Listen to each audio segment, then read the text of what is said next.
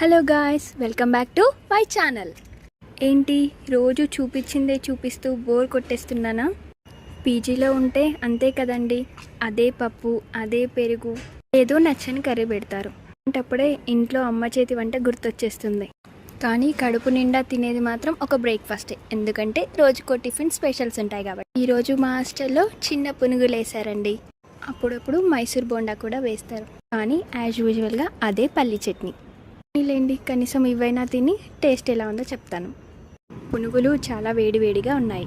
నాకు ఇలా పైన లేయర్ తినేసి లోపల స్టఫ్ అంతా అలాగే పెట్టేస్తాను. మీకెంతమందికి అలవాటు ఉందో కమెంట్ చేయండి. లంచ్లోకి లెమన్ రైస్, కర్డ్ రూమ్కి తెచ్చేసుకున్నాను. టేస్ట్ అయితే బాగుంది, దాంతో ఆయిల్ కూడా ఎక్కువే ఉంది. ఈవినింగ్ స్నాక్స్ కోసం హెల్తీగా ఉండాలని మా ఫ్రెండ్ స్ప్రౌట్స్తో ఆమ్లెట్ వేసి పెట్టింది. ఎప్పుడు రొటీన్ ఆమ్లెట్ అయినా ఇలా కూడా కొంచెం ట్రై చేయొచ్చు. టేస్ట్ కూడా చాలా బాగుంటుంది.